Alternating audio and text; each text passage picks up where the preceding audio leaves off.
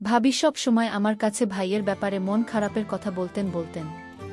তোমার ভাইজা আগের মতো নেই, সময় মতো বাসায় ফেরে না, আমার সঙ্গে আগের মতো কথা বলে না, বাসায় ফিরে কিছু না খেয়ে ঘুমিয়ে পড়ে। ভাবি বলতেন আমার মধ্যে এমন কিছু নেই বলেও তো মনে হয় না। ৫ জন নারীর মধ্যে যে গুণগুলো থাকা দরকার সেগুলো আমার মধ্যে আছে। আমি শিক্ষিত, ভালোভাবে পড়াশোনা করেছি, দেখতেও মন্দ নই এবং ব্যবহারেও যথেষ্ট নম্র ও ভদ্র। তাহলে ভাইজা হঠাৎ এত পরিবর্তন হয়ে গেল কেন? বিয়ের তো মাত্র ২ মাস হয়েছে। এই বাড়ির কেউ যেন আমার মনের কষ্টটা বুঝতে চায় না। আমি ভাবিকে সান্ত্বনা করার চেষ্টা করতাম, বলতাম ভাবি আপনি দুশ্চিন্তা করবেন না, ভাইজা হয়তো অফিসের কাজের চাপে আছে, তাই হয়তো সময় মতো বাসায় ফিরতে পারে না। আমি মানিক ওর ছোট দেওর হিসাবে চেষ্টা করতাম ওকে সাহস দিতে, কিন্তু সময় যতই যাচ্ছিল ভাবির মন খারাপ যেন আরও বেড়ে যাচ্ছিল।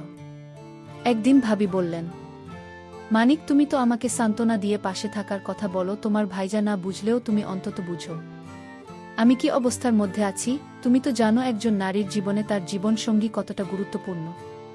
কিন্তু আমার স্বামী যেন আমার খবরই রাখে না, আমি খেয়েছি কিনা, শরীর খারাপ কিনা কিছুই জিজ্ঞেস করে না।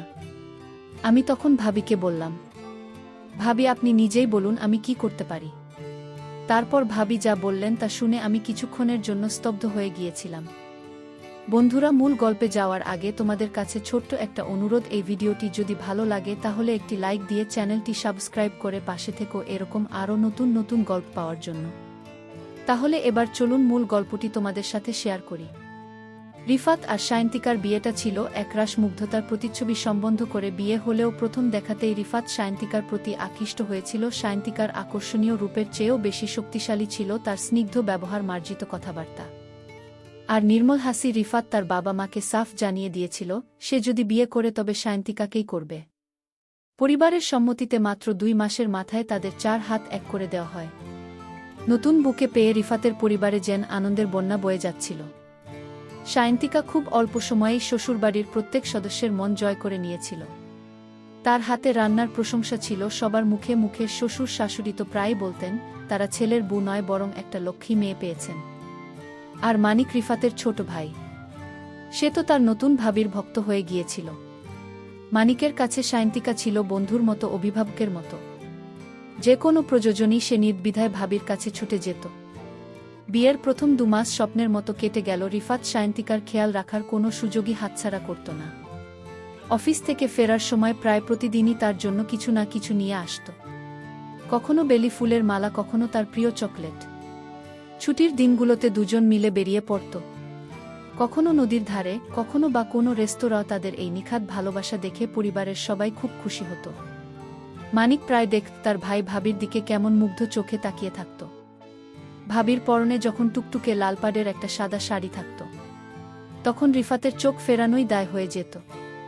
মানিক আড়াল থেকে তাদের এই নিষ্পাপ প্রেম দেখত আর মনে মনে হাসত। সে প্রায়ই ভাবিকে খেপাত, ভাবি ভাইজা তো তোমার প্রেমে একেবারে হাবুডুবু খাচ্ছে। সায়ন্তিকা লজ্জায় মুখ লাল করে বলতো, যাও তো, দুষ্টুমি করো না।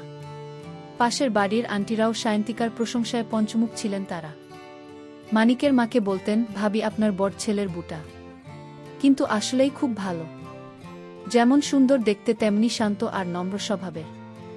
এই কথাগুলো যখন সায়ন্তিকার কানে আসত তখন তার মনটা আনন্দে ভরে যেত। সে মনে মনে সৃষ্টিকর্তার কাছে কৃতজ্ঞতা জানাত এমন সুন্দর একটা জীবন আর এত ভালো একটা পরিবার পাওয়ার। কিন্তু তাদের এই সুখের দিনগুলোতে যে একটা পরিবর্তন আসতে শুরু করেছে তা কেউ কল্পনাও করতে পারেনি। ৩য় মাস গড়াতেই রিফাতের আচরণে কেমন যেন একটা পরিবর্তন আসতে শুরু করল।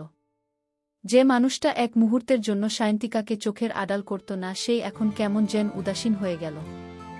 অফিস থেকে ফিরতে তার দেরি হতে লাগল। ফিরে সোজা নিজের ঘরে গিয়ে দরজা বন্ধ করে দিত। প্রথম সায়ন্তিকা ভাবত হয়তো অফিসের কাজের চাপ বেড়েছে, কিন্তু দিন দিন রিফাতের দূরত্ব বাড়তেই থাকল। এখন সে আর আগের মতো সায়ন্তিকার সাথে গল্প করে না, ছুটির দিনে বাইরে যাবার কথা বলে না। বেশিরভাগ সময় তাকে দেখা যেত মোবাইল নিয়ে ব্যস্ত থাকতে। কেউ কিছু জিজ্ঞেস করলে বিরক্ত হয়ে উত্তর দিত। একদিন রাতে সায়ন্তিকা খুব সুন্দর করে সেজেগুজে রিফাতের জন্য অপেক্ষা করছিল। রিফাত যখন বাড়ি ফিরল তার মুখে ছিল রাজ্যের ক্লান্তি আর বিরক্তি। সায়ন্তিকতার দিকে এগিয়ে গিয়ে হাসি মুখে বলল, দেখো তো আমাকে কেমন লাগছে। রিফাত একবার নজরে তাকিয়ে কোনো উত্তর না দিয়ে ওয়াশরুমে চলে গেল। সায়ন্তিকার হাসিমাখা মুখটা এক মুহূর্তে ফ্যাকাশে হয়ে গেল। তার বুকের ভেতরটা অজানা আশঙ্কায় কেঁপে উঠল। সেদিন রাতে সে নীরবে অনেক চোখের জল ফেলেছিল, যার খবর রিফাত রাখেনি। রিফাতির এই আকস্মিক পরিবর্তন শান্তিকাকে ভীষণভাবে ভাবাতে লাগল। সে বুঝতে পারছিল না ঠিক কী কারণে তাদের সাজানো সংসারে এমন ছন্দপতন ঘটল। সে বারবার নিজেকে প্রশ্ন করত তার কি কোনো ভুল হয়েছে, সে কি রিফাতকে কোনোভাবে কষ্ট দিয়েছে। কিন্তু কোনো উত্তর খুঁজে পেত না। মানিকও লক্ষ্য করছিল যে ভাইজা এবং ভাবির আগের সেই সম্পর্কটা আর নেই। বাড়ির পরিবেশটাও কেমন যেন থমথমে হয়ে উঠেছে। একদিন সায়ন্তিকা সাহস করে রিফাতকে জিজ্ঞেস করেই ফেল, আচ্ছা তুমি তো এমন ছিলে না, এখন কেন এমন করছো? অফিস থেকে এত দেরি করে আসো, আমার সাথে ঠিকমতো কথা বলো না, সব সময় মোবাইল নিয়ে পড়ে থাকো, কি হয়েছে তোমার? রিফাত প্রশ্নটা শুনে বিরক্ত হয়ে গেল। সে ঝাঝালো গলা উত্তর দিল, দেখো শান্তিকা, ব্যক্তিগত জীবন নিয়ে এত প্রশ্ন করবে না। অফিস অনেক কাজের চাপ, মন মেজাজ ভালো থাকে না, আমাকে একটু একা থাকতে দাও। এই উত্তরে সায়ন্তিকার মন ভরল না। সে বুঝতে পারছিল রিফাত কিছু একটা লুক আছে। কাজের চাপ থাকতেই পারে, কিন্তু তার জন্য ভালোবাসার মানুষটার সাথে এমন রুট ব্যবহার করার তো কোনো মানে হয় না। সায়ন্তিকার মনটা সন্দেহের কালো মেঘে ছেয়ে গেল। সে ভাবতে লাগল রিফাতের জীবনে অন্য কেউ আসেনি তো? এই চিন্তাটা মাথায় আসতেই সে ভীষণ অস্বস্তিতে পড়ল। মানিক তার ভাবির এই মানসিক যন্ত্রণাটা বুঝতে পারছিল। সে দেখত সায়ন্তিকা প্রায় আনমনা হয়ে বসে থাকে, তার হাসি খুশি মুখটা কেমন যেন মলিন হয়ে গেছে। মানিক ঠিক করল সে ভাইয়ের অফিসের খবর নেবে। সে একদিন সবার অগোচরে ভাইয়ের অফিসের ম্যানেজার এর নম্বরে ফোন করল। ম্যানেজার জানালেন যে অফিসে কাজের চাপ আগের মতোই আছে, নতুন করে এমন কোনো বড় প্রজেক্ট আসেনি, যার জন্য রিফাতকে রাত দিন এক করে ফেলতে হবে। ম্যানেজারের কথা শোনার পর মানিকের সন্দেহ আরও ঘনীভূত হল। সে বুঝতে পারল ভাইয়া পরিবারকে, বিশেষ করে ভাবিকে মিথ্যে কথা বলছে। কিন্তু কেন, এর পেছনে কারণটা কি? এসব কথা সায়ন্তিকাকে জানানোর সাহস মানিক পেল না। সে ভাবল এতে ভাবির কষ্ট আরও বেড়ে যাবে, বরং সে নিজেই আসল সত্যটা খুঁজে বের করার সিদ্ধান্ত নিল। এর কিছুদিন পর থেকে রিফাতের আচরণ আরও খারাপ হতে শুরু করল। এখন সে প্রায় রাতে বাড়ি ফিরত না। প্রথমবার যখন সে রাতে বাড়ি ফেরেনি, সায়ন্তিকা সারারাত জেগে বসেছিল। পরদিন সকালে যখন রিফাত ফিরল, সায়ন্তিকা কান্না জড়ানো গলায় জিজ্ঞেস করল, তুমি কাল রাতে কোথায় ছিলে? আমার একবারও চিন্তা হয়নি তোমার। রিফাত খুব স্বাভাবিক গলা উত্তর দিল, আমার এক বন্ধুর বাবা খুব অসুস্থ ছিলেন, হসপিটালে ভর্তি, তাই সারারাত ওর সাথে হাসপাতালেই থাকতে হয়েছে। সায়ন্তিকা কিছু না বলে চুপ করে রইল, কিন্তু তার মন মানছিল না। রিফাতের বলা সেই বন্ধুর নম্বরটা তার কাছে ছিল। সে আড়ালে গিয়ে সেই বন্ধুকে ফোন করল।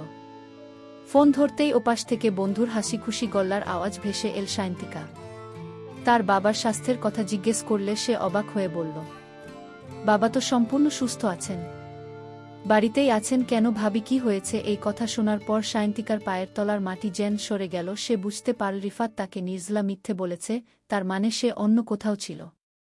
এই সত্যটা তার মনটাকে দুমড়ে মুচড়ে দিচ্ছিল। রিফাতের মিথ্যাচার সায়ন্তিকার কাছে দিনের আলোর মতো পরিষ্কার হয়ে যাওয়ার পর থেকে সে মানসিকভাবে খুব ভেঙে পড়ল। তার খাওয়া দাওয়া, ঘুম সবকিছুই অনিয়মিত হয়ে গেল। বেশিরভাগ সময় সে নিজের ঘরের দরজা বন্ধ করে চুপচাপ বসে থাকত।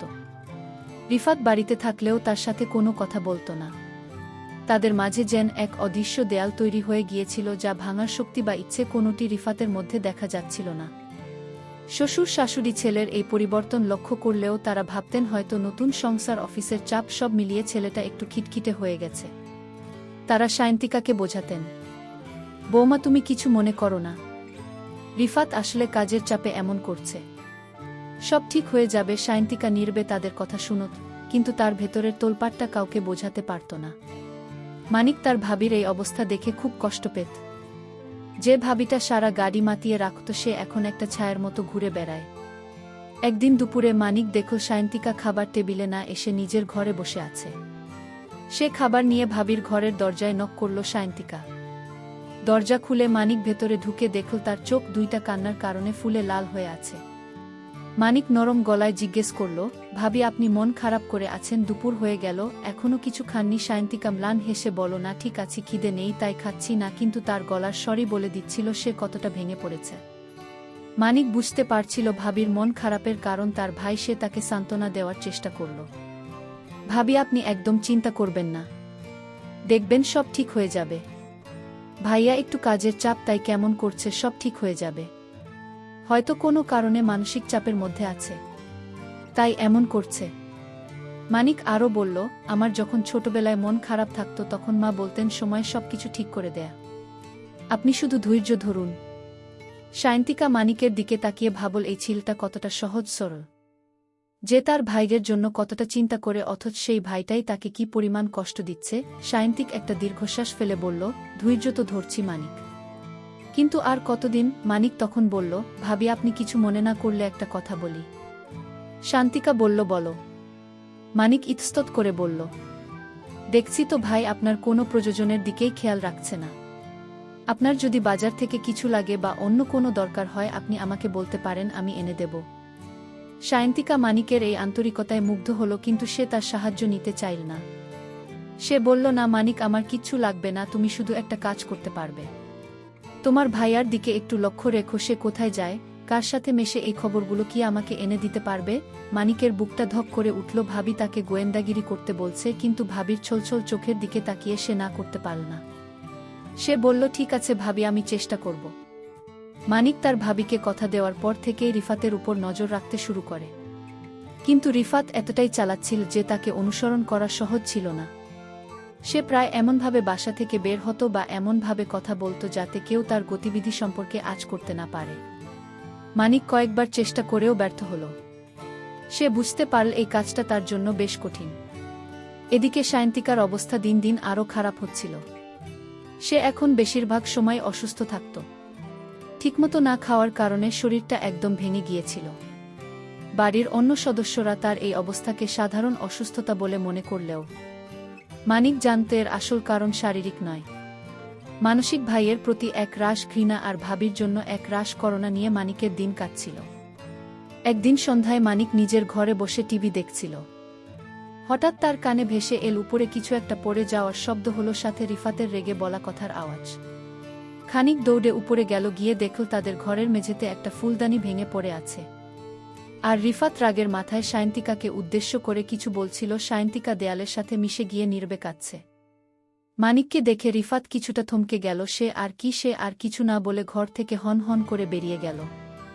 মানিক সাবধানে ঘরে ঢুকে দেখল সায়ন্তিকা মাটিতে বসে অঝরে কাঁদছে। তার কান্না দেখে মানিকের বুকের ভেতরটা মোচ দিয়ে উঠল। সে ভাবির পাশে গিয়ে বসে আলতো করে ডাকল, ভাবি। সায়ন্তিকা কান্নারত চোখ তুলে তার দিকে তাকাল। তার চোখে ছিল রাজ্যের হতাশা আর কষ্ট। মানে কি বলে তাকে সান্ত্বনা দেবে ভেবে পাচ্ছিল না। সে শুধু বলল, ভাবি আপনি কাঁদবেন না, ভাইজা হয়তো রাগের মাথায় কিছু বলেছে, আপনি মন খারাপ করবেন না। সায়ন্তিকা কান্না জড়ানো গলায় বলল, আর কত সহ্য করব মানিক, আমার কি অপরাধ সেটাই তো আমি জানি না। বিয়ের আগে কত স্বপ্ন দেখেছিলাম, ভেবেছিলাম আমার সংসারটা সুখের হবে। এখন মনে হচ্ছে আমার জীবনে শান্তি খুঁজে পাওয়া কঠিন হয়ে যাচ্ছে। তার কথাগুলো মানিকের বুকে তীরের মতো বিন ছিল। মানিক তাকে বোঝানোর চেষ্টা করল, ভাবি প্লিজ এমন করে বলবেন না। ভাইজা ইদানিং অনেক চিন্তায় থাকে, তাই হয়তো মেজাজ ঠিক রাখতে পারছে না। আপনি প্লিজ আরেকটু ধৈর্য ধরুন, আমি কথা দিচ্ছি আমি সবকিছু ঠিক করে দেব। মানিকের এই আশ্বাস সায়ন্তিকার মনে কিছুটা হলেও বল জুগিয়েছিল। সে মানিকের দিকে তাকিয়ে বলল, তুমি আমার শেষ ভরসা মানিক। তুমি যদি তোমার ভাইয়ের এই পরিবর্তনের কারণটা খুঁজে বের করতে পারো, তাহলে আমি অনেক বড় একটা বোঝা থেকে মুক্তি পাব। তার এই অসহায় চাহনি মানিকের মনে গভীর দাগ কেটে গেল। সে মনে মনে প্রতিজ্ঞা করল, যেভাবেই হোক সে এই রহস্যের শেষ দেখেই ছাড়বে। সে তার ভাবিকে আর এভাবে কষ্ট পেতে দেবে না। মানিকের সান্ত্বনা আর আশ্বাসের পর সায়ন্তিকা কিছুটা শান্ত হলেও রিফাতের আচরণে কোনো পরিবর্তন এল না, বরং তার রুটটা যেন দিন দিন সীমা ছাড়িয়ে যাচ্ছিল। সে এখন সায়ন্তিকার সাথে কথা বলা তো দূরে থাক, তার ছায়াও মারাতে চাইত না। সায়ন্তিকা কিছু জিজ্ঞেস করতে গেলেই সে হয় এড়িয়ে যেত, নয়তো এমনভাবে উত্তর দিত যা সায়ন্তিকার আত্মসম্মানে গিয়ে লাগত। বাড়ির পরিবেশটা এতটাই বিষাক্ত হয়ে উঠেছিল যে মানিকেরও সেখানে থাকতে অস্বস্তি হতো। তার বাবা মা বুঝতে পারছিলেন যে তাদের ছেলে বউয়ের মধ্যে মারাত্মক কোনো সমস্যা চলছে, কিন্তু রিফাতের এক গুয়ে স্বভাবের কারণে তারাও কিছু বলতে সাহস পাচ্ছিলেন না। তারা শুধু নির্বেশ সবকিছু দেখতেন আর দীর্ঘশ্বাস ফেলতেন। একদিন সন্ধ্যায় রিফাত খুব ক্লান্ত হয়ে বাড়ি ফিরল। তার চোখমুখ দেখেই বোঝা যাচ্ছিল সে প্রচণ্ড মানসিক চাপের মধ্যে আছে। সে ঘরে ঢুকেই বিছানায় চুপচাপ শুয়ে পড়ল সায়ন্তিকা। তার জন্য এক গ্লাস পানি নিয়ে এগিয়ে গেল। সে কঠোর গলায় বলে উঠল, আমার থেকে এখন একটু দূরে থাকো। তার এই আচরণে সায়ন্তিকা পাথরের মতো স্তব্ধ হয়ে গেল। মানিক পাশের ঘর থেকে ভাইয়ার চিৎকার শুনে ছুটে এল। সে দরজার আড়ালে দাঁড়িয়ে সব দেখছিল। সায়ন্তিকা ভাঙা গলায় জিজ্ঞেস করল, আমি কি করেছি, কেন আমার সাথে এমন করছো? তার এই প্রশ্নে রিফাতের ভেতরে চেপে রাখা সব রাগ যেন আগ্নেয়গিরির মতো ফেটে পড়ল। সে বিছানা থেকে উঠে দাঁড়িয়ে সায়ন্তিকার মুখের উপর বলল, তুমি কি করেছ সেটা বড় কথা নয়। বড় কথা হলো আমার মনে হচ্ছে আমরা আর একে অপরের পাশে থাকতে পারছি না। কথাগুলো যেন শুনে সায়ন্তিকা ভেঙে পড়ল। সে অবিশ্বাস্য দৃষ্টিতে রিফাতের দিকে তাকিয়ে রইল। যে মানুষটা একদিন তাকে ছাড়া এক মুহূর্ত থাকতে পারত না, সে আজ বলছে তাকে প্রয়োজন নেই। এটা বিশ্বাস করা তার জন্য মৃত্যুর চেয়েও কঠিন ছিল। রিফাত সেখানেই থামল না। সে আরও এক ধাপ এগিয়ে গিয়ে বলল, আমি চাই তুমি এই বাড়ি থেকে চলে যাও। তুমি চাইলে তোমার মনের মতো সিদ্ধান্ত নিতে পারো, কিন্তু আমার চোখের সামনে থেকে দূর হয়ে যাও। আমি তোমাকে আর দেখতে চাই না।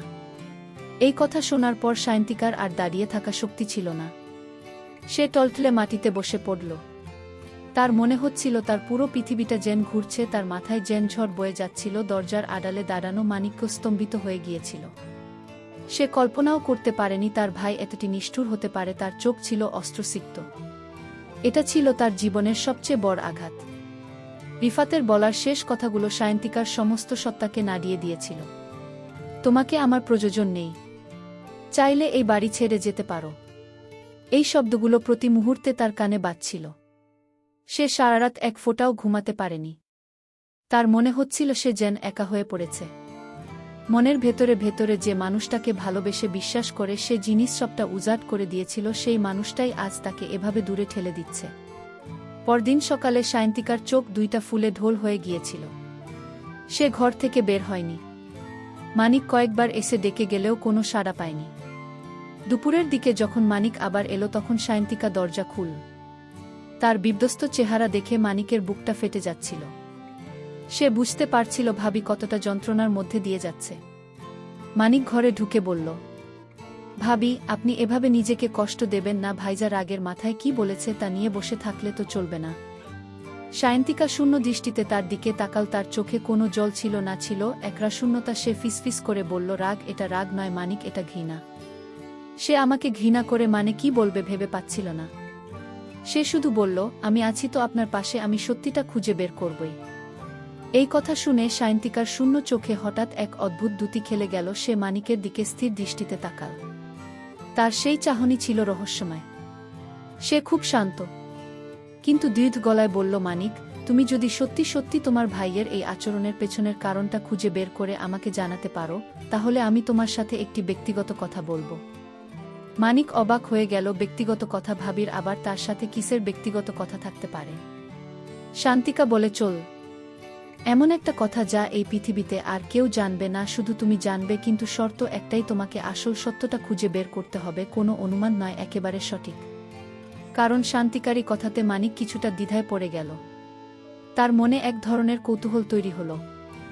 ভাবি তার সাথে কি কথা বলতে চায় যা শুধু আমি জানব? তার মনে হলো এই রহস্যের জট খুলতে হলে তাকেই প্রস্তাবে রাজি হতেই হবে। তাছাড়া ভাবিকে এই যন্ত্রণা থেকে মুক্তি দেওয়াটাও তার দায়িত্ব। সে শান্তিকার চোখের দিকে তাকিয়ে বলল, আমি রাজি ভাবি, আমি আপনার জন্য সবকিছু করতে পারি। আমি ভাইয়ার এই পরিবর্তনের কারণ খুঁজে বের করবই। সায়ন্তিকার মুখে একটা ক্ষীণ হাসির রেখা ফুটে উঠে মিলিয়ে গেল। সে বলল, আমার বিশ্বাস ছিল তুমিই পারবে। এখন যাও, তোমার কাজে লেগে পড়ো। আমি তোমার খবরের অপেক্ষায় থাকব। মানিক ঘর থেকে বেরিয়ে এল এক নতুন প্রত্যয় নিয়ে। তার মনে হচ্ছিল সে খুব বড় একটা রহস্যের কিনারে এসে দাঁড়িয়েছে। একদিকে ভাইয়ার অদ্ভুত আচরণ, অন্যদিকে ভাবির রহস্যময় প্রস্তাব। সবকিছু মিলিয়ে পরিস্থিতিটা আরও জটিল হয়ে উঠেছিল। ভাবির সাথে করা চুক্তি মানিককে এক নতুন উদ্যম এনে দিল। সে এবার পণ করল, যেভাবেই হোক রিফাতের রহস্য সে ভেদ করবে। সে আগের চেয়েও বেশি সতর্কতার সাথে রিফাতের উপর নজর রাখতে শুরু করল। সে রিফাতের অফিস এর সময়, ফেরার সময়, ছুটির দিনে কোথায় যায় সবকিছু ডায়েরিতে নোট করতে লাগল। কয়েকদিন ধরে লক্ষ্য করার পর সে একটা জিনিস খেয়াল করল। রিফাত প্রায় একটা নির্দিষ্ট এলাকার দিকে যায়, যেদিকে নামকরা কয়েকটা হাসপাতাল আর ক্লিনিক আছে। মানিকের মনে খটকা লাগলো, ভাইজা কি অসুস্থ? কিন্তু তাকে দেখে তো সেরকম কিছু মনে হয় না। তবু সে ঠিক করল পরের বার রিফাত ওদিকে গেলে সে তাকে অনুসরণ করবে। সুযোগটা আসতে বেশি দেরি হলো না। এক ছুটির দিনে রিফাত সকালে কাউকে কিছু না বলে বেরিয়ে গেল। মানিকও একটা বাইক নিয়ে তার পিছু নিল। রিফাতের গাড়িটা গিয়ে থামল শহরের সবচেয়ে বড় একটি হাসপাতালের সামনে। মানিক দূর থেকে দেখল রিফাত গাড়ি থেকে নেমে সোজা হাসপাতালের ভেতরে ঢুকে গেল। মানিকের বুকের ভেতরটা ধক করে উঠল। এটা তো বড় হাসপাতাল, এখানে ভাইয়ার কি কাজ? সে বাইকটা পার্ক করে হাসপাতালে বাইরে অপেক্ষা করতে লাগল। তার মনে হাজারো দুশ্চিন্তা ভিড় করছিল। প্রায় 2 ঘন্টা পর রিফাত হাসপাতাল থেকে বেরিয়ে এল। তার মুখটা ছিল ফ্যাকাশে, চোখ দুইটা লাল, দেখে মনে হচ্ছিল সে ভেতর থেকে পুরোপুরি ভেঙে পড়েছে। সে যখন গাড়ির দিকে এগিয়ে আসছিল, মানিক আর নিজেকে আটকে রাখতে পারল না। সে দৌড়ে গিয়ে রিফাতের সামনে দাঁড়াল। ভাইজা! মানিককে হঠাৎ নিজের সামনে দেখে রিফাত চমকে উঠল। সে নিজেকে সামলে নিয়ে কঠোর গলায় বলল, তুই এখানে কি করছিস? আমার পিছনে আছিস? মানিক কোনো ভনিতা না করে সরাসরি জিজ্ঞেস করল, তুমি এই হাসপাতাল থেকে বের হচ্ছ কেন? ভাইজা, কি হয়েছে? তোমার ভাবিকে কেন বলেছ এই বাড়ি ছেড়ে চলে যেতে? সত্যিটা আমাকে বলো। মানিকের সরাসরি প্রশ্নে রিফাত প্রথমে চুপ করে গেল। তার চেহারাটা যন্ত্রণায় বিকৃত হয়ে গেল। সে মুখ ঘুরিয়ে নিতে চাইল, কিন্তু মানিক তার ভাইয়ার হাত ধরে ফেলল। বলো ভাইজা প্লিজ, আর এভাবে আমাদের সবাইকে কষ্ট দিও না। মানিকের আকুতিতে রিফাতের এতদিনের চেপে রাখা ধৈর্যের বাঁধ ভেঙে গেল। সে কান্নায় ভেঙে পড়ল। অনেকক্ষণ কান্নার পর রিফাত ভাঙা ভাঙা গলায় যা বলল তা শোনার জন্য মানিক মোটেও প্রস্তুত ছিল না। রিফাত বলল, আমি জটিল অসুস্থতায় ভুগছি। মানিক ডাক্তাররা খুব বেশি আশা দিতে পারেননি। কথাগুলো বলে সে মাটিতে বসে পড়ল। মানিকের মনে হলো তার মাথার উপর যেন আকাশ ভেঙে পড়েছে। রিফাত বলে, চল, আমি সায়ন্তিকাকে খুব ভালোবাসি। আমি চাই না আমার জীবনের শেষ দিনগুলোতে সে আমার কষ্ট দেখে আরও কষ্ট পাক। আমি চাই সে নতুন করে জীবন শুরু করুক। তাই আমি তার সাথে এমন আচরণ করেছি যাতে সে আমাকে ভুল বুঝে আমার জীবন থেকে দূরে চলে যায়, যাতে সে নতুন করে নিজের জীবনটা সাজাতে পারে। আমি তাকে কষ্ট দিয়েছি শুধু তার ভালোর জন্যই। ভাইয়ের কথাগুলো শুনে মানিকের চোখ দিয়ে অঝরে জল পড়তে লাগলো। সে বুঝতে পারল তার ভাই এতদিন কি ভয়ঙ্কর এক যন্ত্রণা একাই বয়ে বেড়াচ্ছিল। মানুষটাকে সুখী দেখার জন্য সে নিজেকে কতটা কষ্ট দিয়েছে। মানিক তার ভাইকে জড়িয়ে ধরে বলল, তুমি কেন আগে বলনি ভাইজা? ভালো চিকিৎসা করালে তো তুমি সুস্থ হয়ে যেতে পারতে। রিফাত কান্নারত গলায় বলল, তুই শুধু একটা কথা দে, আমার এই অবস্থার কথা তুই সায়ন্তিকাকে জানাবি না প্লিজ। মানিক রিফাতের কাছ থেকে এই মর্মান্তিক সত্যটা জানার পর মানিক এক উভয় সংকটে পড়ে গেল। একদিকে ভাইয়ের করা অনুরোধ, অন্যদিকে ভাবির কাছে করা প্রতিজ্ঞা। সে কি করবে কিছুই বুঝতে পারছিল না। সারা রাত তার ঘুম এল না। সে ভাবছিল সায়ন্তিকাকে এই সত্যিটা জানানো কি ঠিক হবে? এটা জানার পর সে কি আরও বেশি ভেঙে পড়বে, নাকি এই সত্যিটা তার জানা প্রয়োজন? অনেক ভাবার পর মানিক সিদ্ধান্ত নিল সায়ন্তিকার এই সত্যিটা জানার অধিকার আছে। রিফাত তাকে ভালোবেসে দূরে ঠেলে দিচ্ছে, আর সায়ন্তিকা তাকে ভুল বুঝে কষ্ট পাচ্ছে। এই ভুল বোঝাবুঝির অবসান হওয়া দরকার। ভালোবাসা মানে একসাথে সব লড়াই করা, পালিয়ে যাওয়া নয়। এই কঠিন সময়ে সায়ন্তিকার রিফাতের পাশে থাকা উচিত। পরদিন সকালে মানিক সায়ন্তিকার ঘরে গেল। সায়ন্তিকা অধীর আগ্রহে তার জন্য অপেক্ষা করছিল। মানিককে দেখেই সে জিজ্ঞেস করল, কিছু জানতে পারলে? মানিক কোনো ভূমিকা না করে ধীরে ধীরে রিফাতের অসুস্থতার কথা, তার হাতে সময় কম থাকার কথা, এবং কেন সে সায়ন্তিকার সাথে এমন রুট আচরণ করছিল তার সব কিছু খুলে বলল। সবটা শোনার পর সায়ন্তিকা প্রথমে স্তব্ধ হয়ে গিয়েছিল।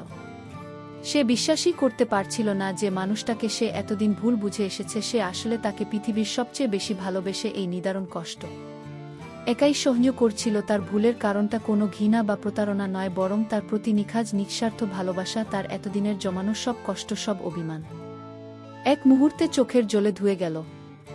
মানিক তখন জিজ্ঞেস করল, ভাবি, আপনি যে বলেছিলেন একটা ব্যক্তিগত কথা বলবেন?